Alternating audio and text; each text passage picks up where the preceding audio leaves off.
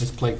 Yeah, we're here. Okay. I'd like to welcome everybody to our Heber Light and Power board meeting for the month of July. I'd like to recognize Mayor Qualis, Mayor Bonner, and Council Member Robert Patterson, and myself, Mayor Alan McDonald. I'd like to excuse County Chair Kendall Crinton and also Heber City Representative Jeffrey Bradshaw. Also recognize our staff with us today and a great appreciation for the work they put together, putting their agendas and working things out for us, and especially dealing with the public too. Thanks for what you do for all of us in the company. Today we have consent agenda. We have our board minutes for June 24th, 2015, and we have our financial statements for June 2015 and the June warrants for 2015. There's no modifications or changes or anything else the board would like to bring. I'd like to look for a motion to approve the consent agenda. So moved. Second. I have a first and a second to approve the consent agenda items.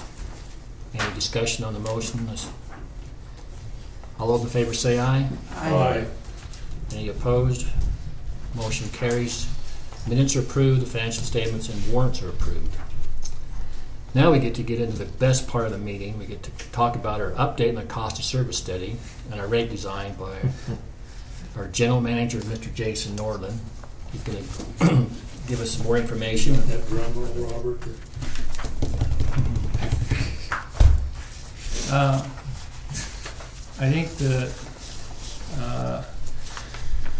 we've looked at this at length and we've made all the little tweaks that we needed to make to Mr. Pender's draft that he presented at the last meeting.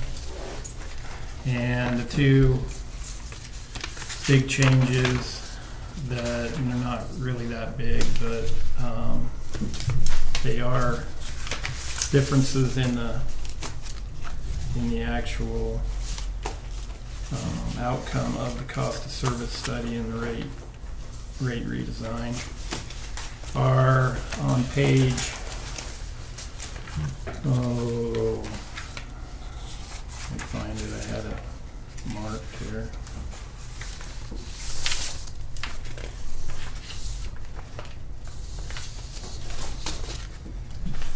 Part's probably got it highlighted.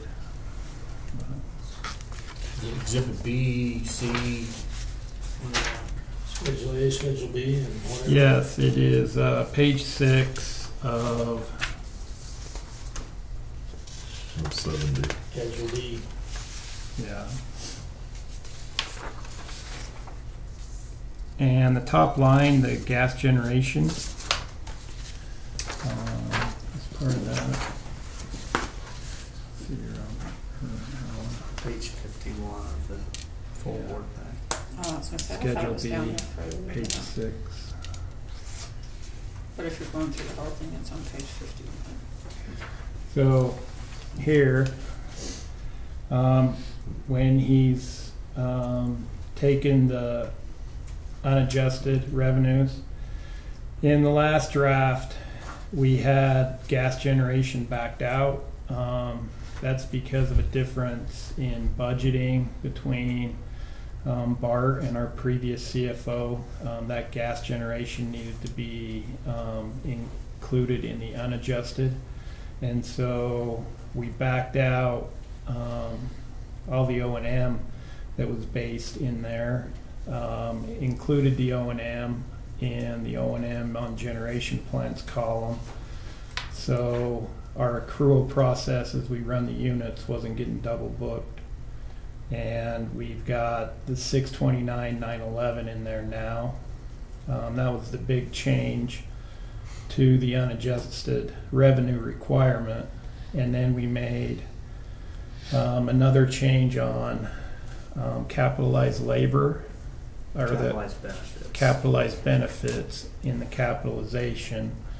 And after those changes were made, the cost of service study came in with the overall shortfall of about 6%. And so that changed the rate revenue requirement to a 6% a 6% increase rather than the 4.5%. So it increased it by 1.5%. So put the gas generation to 629,000 plus the employee. What was that? How much is that one? It's actually It less actually that. reduced it. Reduced down. So it was about a net 200, just a little over $200,000 that we increased the revenue requirement. After 200,000 jumped it to 1.5%. Yeah. It took it from about a $600,000 shortfall to an $800,000 shortfall. Didn't take a lot to move that percentage, then, does it? No. You're talking 200,000. A percentage could be tacked on, but Yeah. Yeah. I mean, a $200,000 revenue shortfall equals pretty close to 1.5%. So, and that's the changes to it. You know, of course, it falls to this body to decide, you know, exactly where the increase needs to be based on that cost of service study showing that 6% shortfall. So. most of the revenue we're trying to generate is for capital improvement projects. That's pushing this, really the rate increase. It's not for employee benefits, employee things. It's mainly for keep the resources going, equipment and stuff for the company. That's what we're looking mostly. That's what this increase would be for. Correct. Yeah, we are feeding, as part of this, we are feeding $137,000 into reserves to start to build reserves up for those major capital projects that are coming down the road. Now, does this go on top? I think we had 130 in there already. Does this go on top of that then for the new budget, or is that? That's part That's of it. it? That's part of That was in the budget, and that's part of Okay. this study, yeah. And then, you know, our single biggest cost, of course, is power purchase. And even though we're, you know, in a good year where power purchase seems to be remaining relatively flat, based on the 2015 budget, you know, we do have a shortfall for revenue there. So. You know, this calculation primarily for planned capital expenditures, and I guess some of that would include covering some of the things that maybe we have happened to us by accident. Now I hear Valley Hills has lost a section, and that's gonna be sort of a pricey deal because it was direct burial and we have to dig it up and put it into conduit. So there's a lot of, and then we had our transformer problem last year so not only do we have capital projects to avoid these things, but sometimes it's gonna happen before we expect it. So Yes, we had in this year's budget $100,000 for the underground. for underground, 63. 63,000 for underground. Sorry, But So that's was- system wide, and that's just system wide. Yeah. Now Harold's going to have to go spend that 63,000 probably on that lineup in Still. Valley Hills. Yeah. and that'll just take care of a portion of it. Mm-hmm. And in our 5-year plan, we just always maintain a certain dollar value going out over 5 years for capital improvements to existing underground. And that's not an impact fee thing, you know, those, that's a pure rate-based thing, because those are current customers, those aren't for new ones.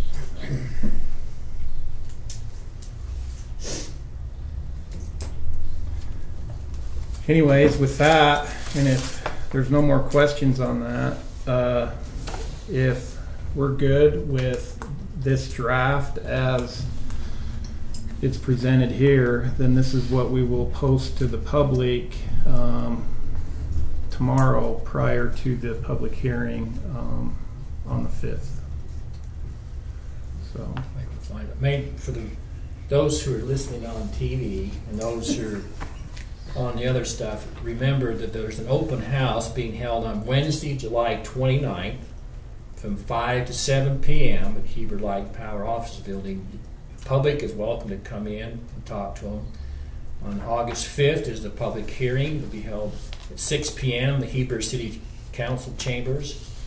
Also, the staff is going to come before the Heber City Council on August 6th and go through the presentation with them.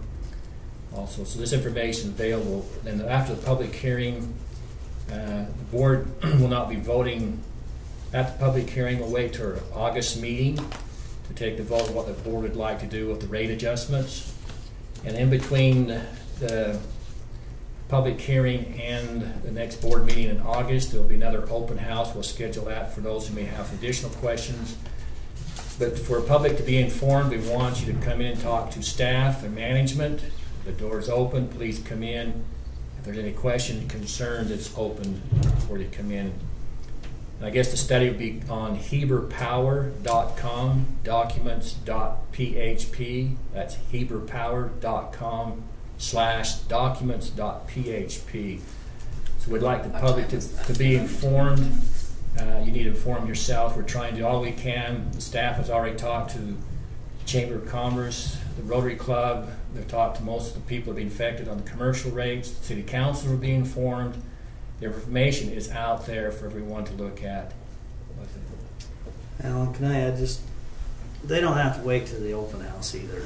So if anybody calls you and wants to question, if they want to just come in during regular business hours, we will more than happily sit down with them and go through stuff. So. Okay. And I extend a special invitation to any council members from Midway, Charleston, and Heber to come in and to talk to staff and our employees. If you have any personal questions you may not understand, to come and talk to these people before these public hearings on it. And I'm sure that your answers will be given to you there. And this is a nice letter. Bart, did you put this one together again?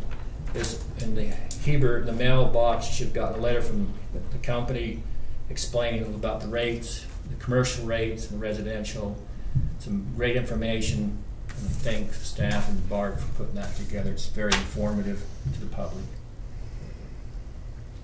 When did you get this? I got it about 2 days ago. You not got yours yet? Mm-mm. It was 2 days ago. I got mine. Everybody's a little slow. I haven't got mine yet either. So if you got a copy, I can take to City Council tonight. You can take mine. I can take yours? Okay. I can steal that one. Either, so. Probably got yours today, I got mine. Well, I have been home today, check the mail, so I probably do. Well, I think staff's done due diligence.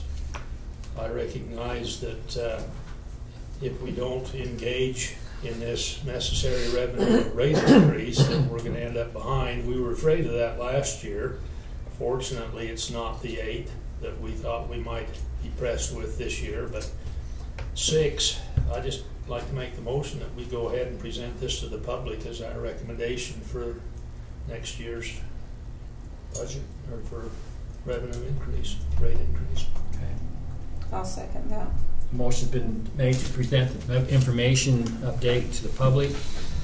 Record have a second. Any other discussion on the motion? All those in favor say aye. Aye. Good thing it's unanimous. Had to have all 4 today. Staff will also be at Charleston and Midway's. Okay. What days do you know for sure? Any of those? 6th for 6th Charleston, as we're well. on the same 12th. night you are. 12th for Midway. Okay. So. You're first on the agenda after all the regular stuff. Yeah, thank you. Okay. Yeah, we're gonna, if you wanna put us down on the city agenda, that on the 6th, we'll go to Charleston first and then run right back up and head to the city. Does that work? Yep, we'll put you on there. Do you want to? What time are you going to have it come to the regular meeting or work session? No, we have start at 7 o'clock regular meeting. We'll just have opening exercises and then turn it over to Jason and then do a budget. Because we have a work meeting at Warrants and stuff later. 6. Do you want to come at I 6? can come to the work meeting. I'm fine I'll with put you in that. the work meeting. Okay. Okay? And And then then we'll just put you out. first on the agenda in Charleston. And if for whatever reason we get delayed or anything, then Bart will run down to Charleston. We're flexible. If you're a little later, we'll just shift the meeting around. Okay.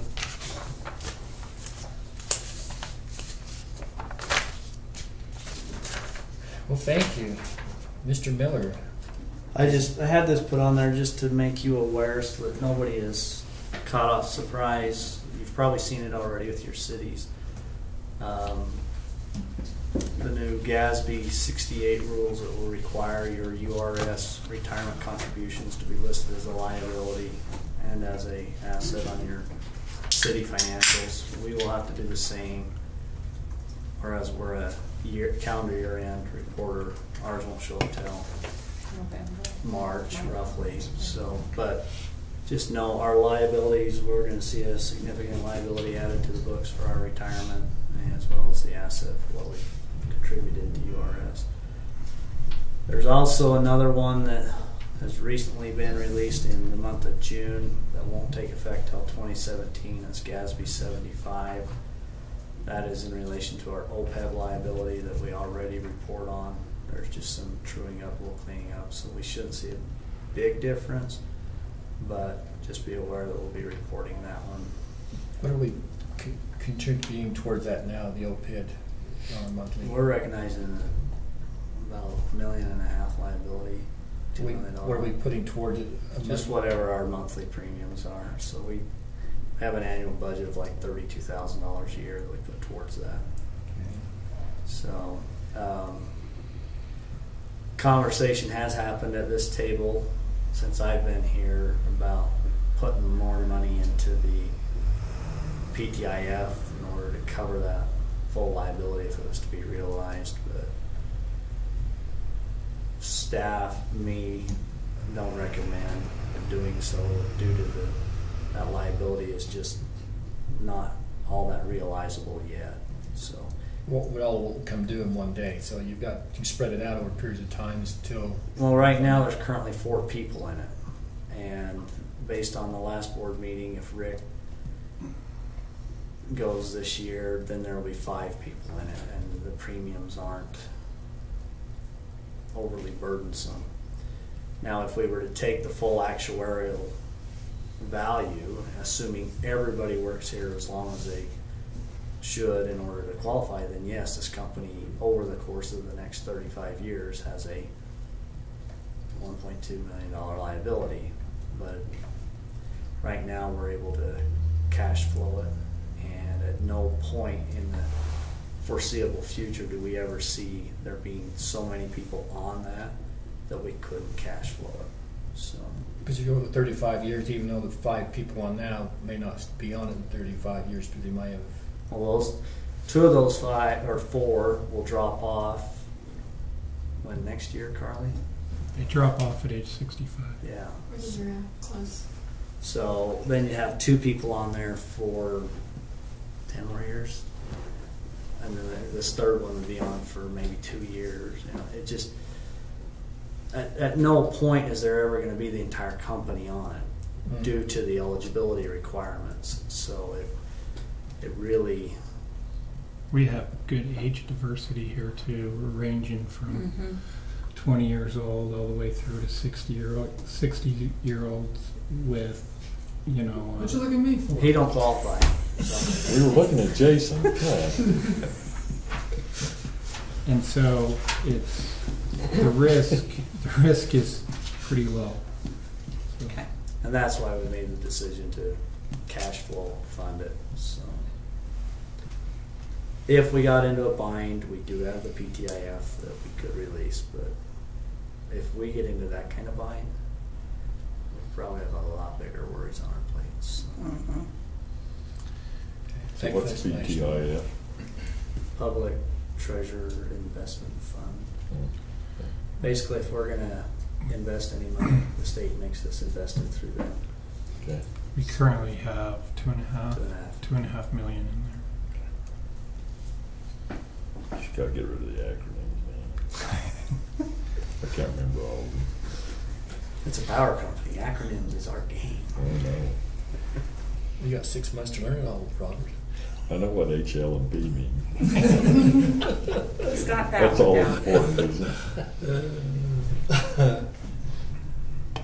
Thank you, Mr. Miller. Anything else you want to share? Not on that. That's How was your meetings with the audit committee? Still functioning and working out? I think they work great. They work really good for me. 2 members Yeah, I here. think that's good. They're short, concise, and we seem to cover the bases that need to be covered. Good. basically everything addressed there was and has been addressed here, so. Thank you for the board members attending that, and Bart for putting it on for us and keep us informed.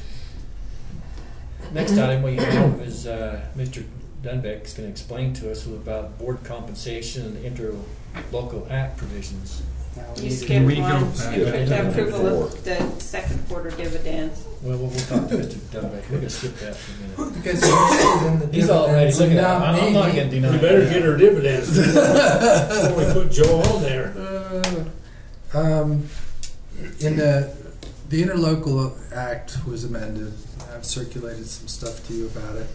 One of the provisions involves board compensation, and basically the provision provides that the board of directors determines the amount of board compensation for each of you. Once that's determined, then under the statute, you go back to your individual boards, and then before we can start paying it, they have to approve it. It's not precisely clear, but it seems to be tied to the annual budget process. And I talked to Mark Anderson because he asked me about it, and I said, look, it looks like we should wait until the budget process comes up. So I'm not asking or recommending that you go to your councils now, but when we do the budget process and get the budget approved for next year with your compensation, then you go back to your individual councils and get your approvals for your board compensation. One thing you ought to be aware of in connection with that, as far as how they approve it, the concept or the reason it's in there that way is that when you're selected and receive compensation as the Heber City Mayor, for example, you may or may not be getting paid for your work here. And there was some belief by the state auditor's office that there was a possibility that you would be getting paid your mayor's salary or compensation and then getting paid again for the same work here. And I indicated that I didn't think that's what was happening, but he said, well, we want to be sure we protect against that. So when your council looks at it, part of the consideration should be, are we paying him or her for going to those meetings out of Heber City funds, and therefore they ought not to be paid out of Heber Light funds.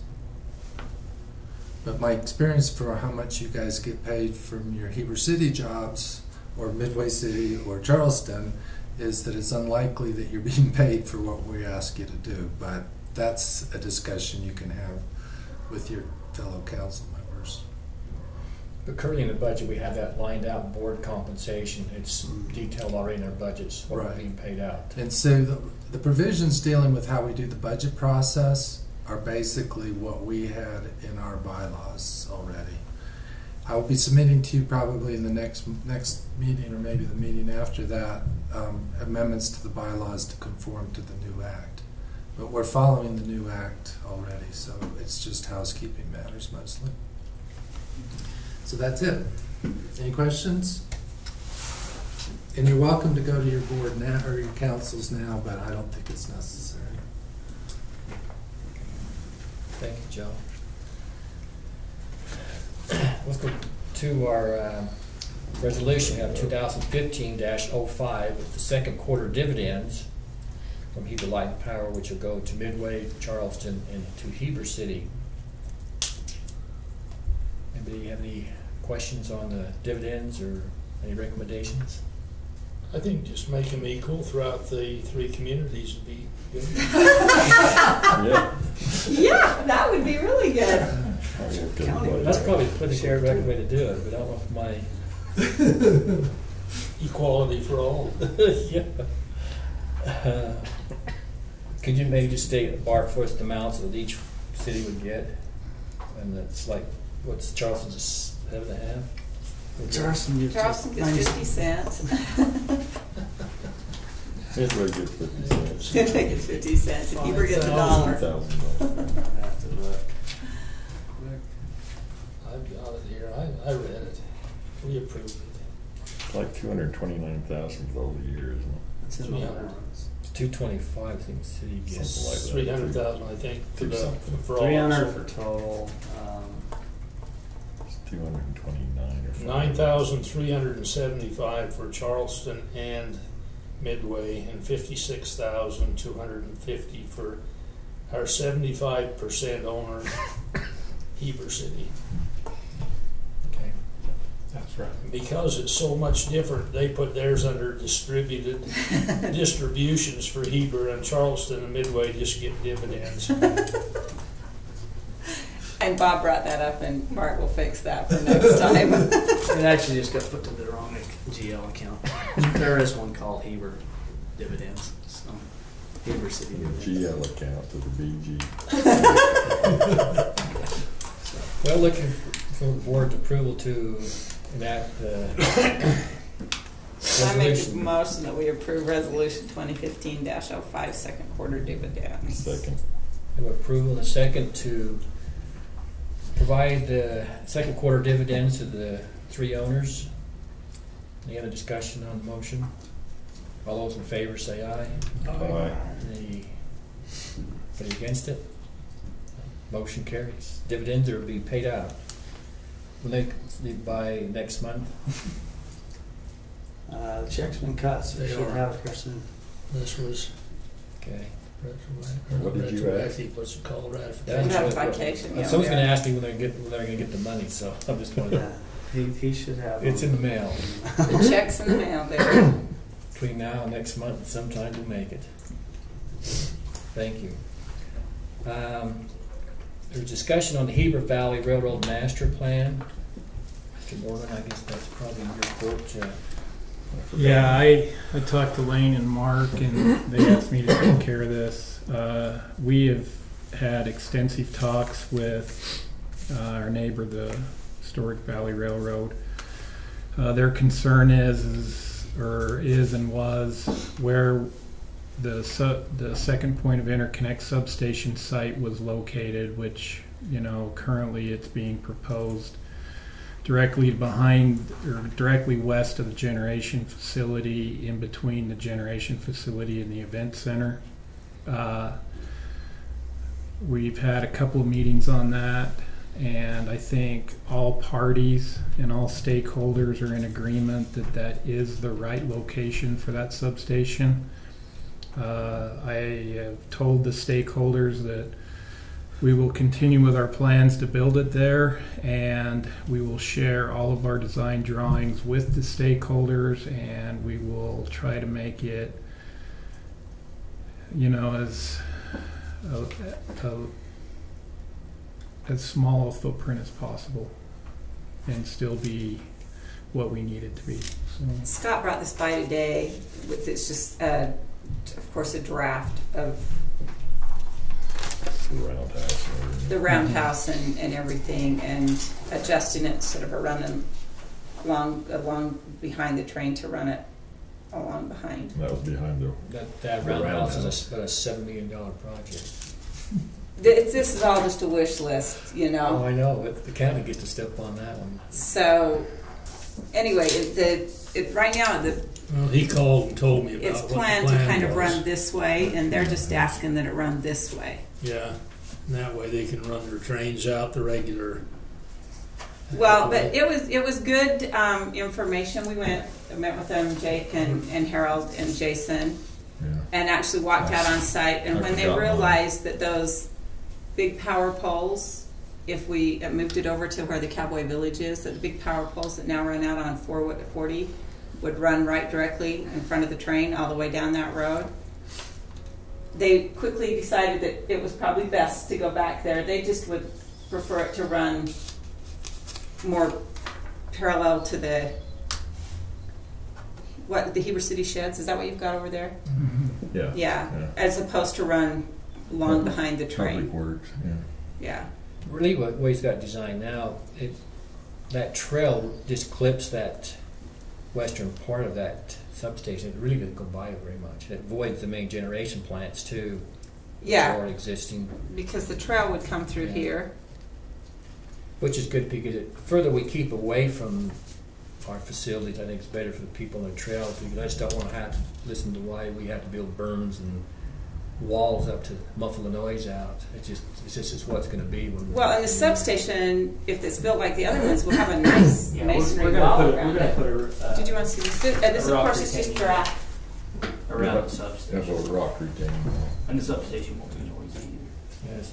So Jason, this is where you decided And the if it- meeting? Scott said if It's you the run best it that place. way, it's 300 feet Yeah, from we're the gonna corner of look the at event making it center, as so it's small almost a footprint as football field's possible length. on our current property. And we'll let The power company owns all that property. we'll let the design engineers, and we need to get with Rocky Mountain Power on it too, because half of that is going to be Rocky Mountain Power, and the other half us, because they're our transmission provider. So No, this anyways. before was planned for down here somewhere, wasn't it was just it? Just down it was here, just basically turned the other way. going and down running to more 6 north o'clock. and south rather yeah. than east and west. Yeah, but it wasn't that far north before, though, was it? That It is. Right. Yes, northern right. The corner. original one, I was thinking was more down here. No, that northern corner. Just How many this? directly east of the event center.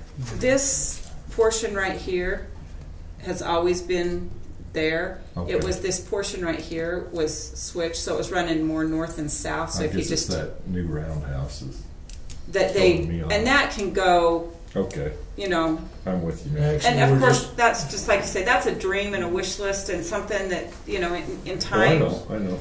But the power company can't go away. It is what it is. It's there. It's got to be there. We need the power company. It's a unique animal, and it sits right in the middle of the whole thing. But I think with the discussions that everybody's had, I think everybody's trying to be on the same page and at least make it all work so that it doesn't limit what can happen, for future growth in this area. So. We definitely have the right people talking now, and as long as we're all talking and sharing what our plans are, I think we can make it work. So, Scott paid you a compliment when he talked to me on the phone this morning. He said, Jason's just really good to work with. We've had some really good talks and meetings with him. So. Well, I think it was really important that we did that field trip the other day because I think that made a huge difference. But to actually see out there on the ground where it would lay out and how it would lay out and what the power poles look like, and I actually like Well, I those missed power the poles field out on trip. the highway. They look I awesome. missed the field trip. Well, it was just Or We did can- you- we just sort of got together a day and just went down. We can Scott take Lane. you all on one anytime you If you want to go down. Okay. yeah. It's interesting how it came from the sort of obscure bottom with different feelings and understandings, and now it's come to the Well, there was- consolidation of all the people that can make the difference, and it's good because I found out some things that I had misunderstandings on, but it was apparently a good forum yesterday that was held. I think it's important when there's big projects like this that there's more than one entity having to work, that we learn how to work together. I think it's really important that we do that. So, yeah, I appreciate you guys taking time to listen to the train and the train listening to you guys. And Well, I think Mark and Lane. well, and I think everybody at the end Mark wants and Lane and what's Scott best for everybody have and some just good how we make ideas, it work. Good plan too. Yeah, good planning always saves a lot of headache. Well, as soon as we get our first design drawings done, and Jake will be working on that, we'll get that group together and we'll sit down and we'll